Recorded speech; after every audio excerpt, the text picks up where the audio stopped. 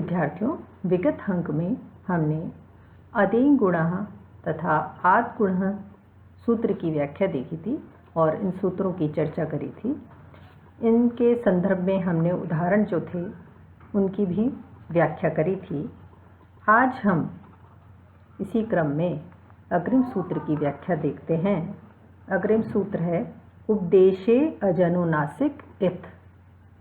उपदेशे अजनुनासिक इत् अर्थ है इसका, जो अच उपदेश अवस्था में अनुनासिक हो उसकी इत संज्ञा हो जाती है। जो अच यानी स्वर उपदेश अवस्था में अनुनासिक हो, हम जब संज्ञा प्रकरण के सूत्रों को पढ़ा था, उनकी व्याख्या की थी, तो सर्वप्रथम जो सूत्र पढ़ा था हलन्त्यम, वहाँ हमने देखा था उपदेशे अंत्यम हल इत। उपदेश में अंतिम व्यंजन की इत संज्ञा हो जाती है। और वहीं हमने समझने का प्रयास किया था कि उपदेश क्या है। तो उपदेश से तात्पर्य हमने देखा था माहेश्वर सूत्र, गणपाठ, प्रत्यय, आदेश, आगम, ये सभी उपदेश की श्रेणी में आते हैं। माहेश्वर सूत्र भी उपदेश की श्रेणी में ही आता है। तो यहाँ पर इन्हीं स्थानों पर जो अंतिम वर्ण है, अंतिम व्यंजन है, उसकी एक संज्ञा हो जाती है। तो उपदेश के बारे में आपको कहना चाह रही थी कि माहेश्वर सूत्र, प्रत्यय, आदेश, आगम, गणपाठ, ये सब उपदेश की श्रेणी में आते हैं। तो यहाँ भी उपदेश सूत्र में उपदेश शब्द आया है कि जो स्वर उपदेश अवस्था में अनुनासिक हो उसकी संज्ञा हो जाती है। तो यहाँ पर प्रत्याहार जो हैं, माहेश्वर सूत्र जो हैं, वह उपदेश की श्रेणी में ही आ रहे हैं। इसलिए यहाँ इस सूत्र से, उपदेशीय अनुनासिक सूत्र से लण, इस छठे प्रत्याहार सूत्र में लकारोत्तर अकार की इत संज्ञा हो जाती है। लण ये छठे प्रत्याहार सूत्र में, जब माहेश्वर सूत्र आप देखेंगे तो उसमें छठा जो प्रत्याहार सूत्र है उसमें लकारोत्तर अकार की इत संज्ञा हो जाती है। उपदेशे अजनुनासिक इत से इत संज्ञा हो जाती है।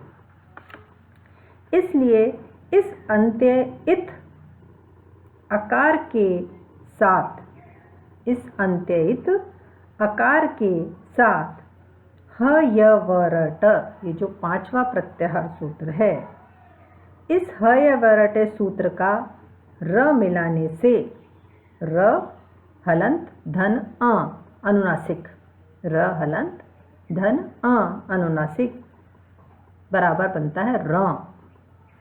ये जो र प्रत्याहार बन जाता है, इस र प्रत्याहार के अंतर्गत र तथा ल, ये दो वर्ण बनते हैं। विद्यार्थियों को ज्ञात नहीं होता है कि र प्रत्याहार में कौन से वर्ण आते हैं, वो इस विषय में भ्रमित रहते हैं। तो मैं आपको बताना चाहूँगी कि र जो प्रत्याहार है, इसमें र और ल, र प्रत्याहार में र और ल, ये दो वर्ण बनते हैं। इस बात को आप पुनः समझने का प्रयास करिए कि जो सूत्र कह रहा है उपदेश में अनुनासिक अच की इत संज्ञा होती है। जो स्वर उपदेश अवस्था में अनुनासिक हो, उपदेश अवस्था में अनुनासिक हो, उपदेश का अर्थ आपको स्पष्ट किया जा चुका है। उपदेश अवस्था में जो अनुनासिक हो उसकी इत संज्ञा होती है। अब यहाँ पर लण जो माहेश्वर सूत्र का छठा प्रत्याहार, माहेश्वर सूत्र में जो लण ये जो छठा प्रत्याहार सूत्र है, इसमें लण, ल अनुनासिक है और न हलंत। इस लकारोत्तर अकार की अनुनासिक होने से इत संज्ञा हो जाती है उपदेशीय अनुनासिक इत से। इसलिए जो अंतिम इत अकार के साथ ह य व र ट सूत्र का हम रकार मिला दें, रकार मिलाने से र प्लस र धन, र हलंत धन अ, र हलंत धन अ, ये जो र के ऊपर अनुनासिक है, र जो प्रत्याहार बनता है, इस र प्रत्याहार के अंतर्गत र और ल ये दोनों वर्ण आते हैं। ये बात आपको इसलिए बार बार मेरे द्वारा बताई जा रही है कि विद्यार्थी र प्रत्याहार में ल कैसे आता है ये नहीं समझ पाते हैं। तो मैं यही कहूँगी, आप 5वां प्रत्याहार सूत्र देखिए, ह य व र ट, महेश्वर सूत्र में उठाकर देखिए 5वां प्रत्याहार सूत्र ह य व र ट, और 6ठा प्रत्याहार सूत्र देखिए ल ण। तो र ह य व र ट का र और ल ण का ल, इसमें जो ल अनुनासिक है, अकार अनुनासिक है, इसकी उपदेशीय अजानुनासिक इत से इत संज्ञा हो जाती है। तो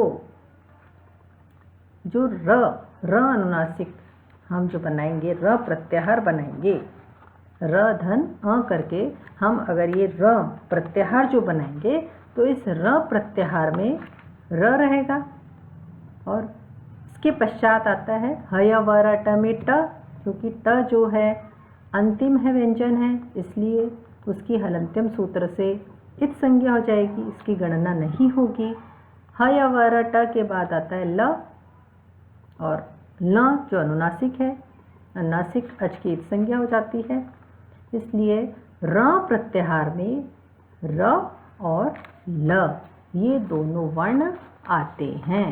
ह य व र ट में जो ट भी आता है, र के पश्चात ट भी आता है, 5वां प्रत्याहार सूत्र है, पर उसमें ट की हलंत्यम सूत्र से इत संज्ञा हो जाती है। हमने संज्ञा प्रकरण में पढ़ा था कि हलंत्यम सूत्र से अ ई उण में ण की इत संज्ञा हो जाती है, रील री के में रील री क में क की इत संज्ञा हो जाती है। उसी प्रकार से यहाँ पर भी ह य व र ट में ट की हलंत्यम सूत्र से इत संज्ञा हो जाती है। और ह य व र ट ल ण में अगर र प्रत्याहार हम देखें कि र प्रत्याहार में कौन से वर्ण आएंगे, तो ह य व र ट आता है, उसके पश्चात ट की हलंत्यम से इत संज्ञा हो जाएगी, उसके पश्चात आता है ल ण। तो ल ण में ण की भी हलंत्यम सूत्र से इत संज्ञा हो जाती है, और वैसे भी उससे हमारा यहाँ पर कोई भी मतलब सिद्ध नहीं होता है। र से हमारा यहाँ कोई तात्पर्य नहीं है। अभी हमको केवल र देखना है, जिसमें कि र उसके पश्चात आता है ह य व र ट का ट और न, तो ट की हलंत्यम से इत संज्ञा हो जाएगी, और ल क्योंकि ल की भी गणना करेंगे। और र प्रत्याहार की अगर हम जब बात करेंगे, र अनुनासिक र, इसकी जब हम बात करेंगे र प्रत्याहार की, तो उसमें र आएगा और ले आएगा। उपदेशीय अजानुनासिक इत से अनुनासिक जो ल में अनुनासिक अच है उसकी इत संज्ञा हो जाएगी, और र प्रत्याहार में र की और ल की गणना होगी। तो यहाँ पर हमने बात उपदेशीय अजानुनासिक इत में विशेष जो बात समझी है, वो मुख्य बात यह है कि एक तो उपदेश में अनुनासिक अच की इत संज्ञा आ जाती है। दूसरी बात यह है कि जो र प्रत्याहार है र, उसमें हम र और ल इन दो वर्णों की गणना करेंगे। क्यों करेंगे, ये बात मैंने आपको स्पष्ट कर दी है, क्योंकि ह य व र ट में ट हलंत्यम द्वारा इत संज्ञक है, अतः मध्यवर्ती होने पर भी हम उसकी गणना, उसका ग्रहण नहीं करेंगे। अग्रिम सूत्र जो है उरण र परः, इसके पश्चात जो उरण र परः सूत्र है उसकी व्याख्या हम अगले अंक में देखेंगे। धन्यवाद।